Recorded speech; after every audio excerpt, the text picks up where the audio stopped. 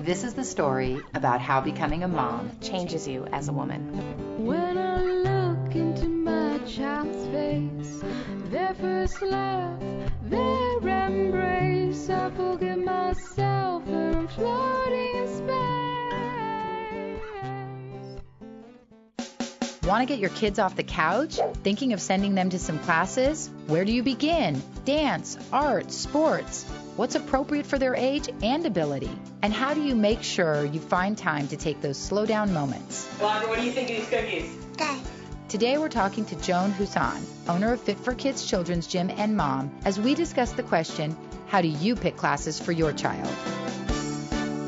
You want to make sure that whatever you sign your kids up for, they're developmentally ready for it. You see one kid during circle time, for example, that won't sit down. I think that was my daughter, India. I think it was, actually. I was there. Take advantage of trial classes. And the trial classes are not for the child to tell you whether or not they like the class. The trial class is for the parent to determine whether this is an appropriate facility for their children. Is it clean?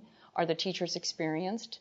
Is it convenient? Often you think, oh, I got to sign up for this 12-week class or 6-week class, whatever it is. And then you get stuck. And then if it's not the right fit, I really love that. I would never think to ask that, to find out if you can do a trial class, whether it's free or paid, at least try one. Exactly. At least Great, you try great. one. But go in with the attitude that that trial class is really for you as a parent, not for your child to decide whether or not they like it, because that puts too much decision-making pressure on the child. And sometimes kids aren't at their best at the first class. They may be shy. Mm-hmm. They may be frightened by something.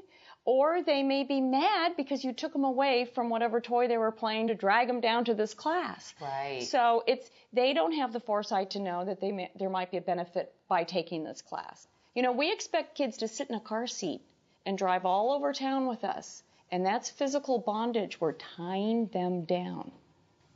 Wow. Because it's not an option. They have to do that. It's not an option. And they figure out that it's fun to go driving around town with you.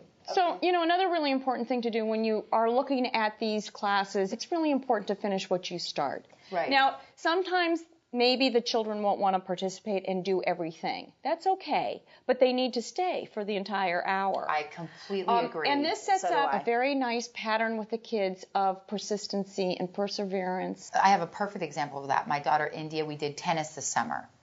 And I signed up for age-appropriate tennis class. And first day screaming, she doesn't want to go. She's hanging onto my leg. She's not going to get drug off Soraya. It's fine. Andy. She's not going to do it. And I said, you know what, India? You're 6 years old. If you want to sit here for the entire 2 hours and sit on the side, you do that. But I'm leaving, and you are going to this class. So whimpering, I just said bye, and I did it. And I used to kind of play into that and say, okay, India, you don't have to do it. So scream, cry, she stayed. The next day she went, participated, loved it, ended up winning an award. Let's say a child's having a difficulty with a task and then becomes frustrated and upset, and the parent lets him quit. The child is going to probably feel a sense of failure, and lack of confidence in himself. So what happens now? I'm sitting in the class, right? And India goes off in a rant or rave. At what point do you just take your kid out of the class? I always encourage parents to bring their children back to the circle time. Sometimes they want to sit with me. I've seen plenty. I'm giving them a choice, but I'm manipulating the outcome of that choice. Right. The choice is not you get to leave. Right. It can be a challenge. Also, your attitude. If you expect them to do it, they'll do it. How was tennis today? Great. What are you working on? So when you hit the sand, your feet all. We're both still pretty developmental in our style. Yes, Miss Piano Tennis Les. That's so I mean, developmental. really. Right, yeah.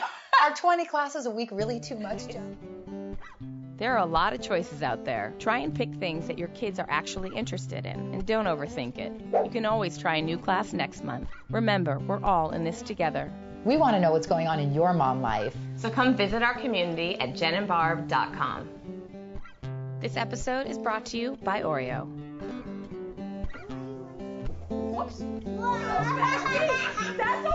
That's okay.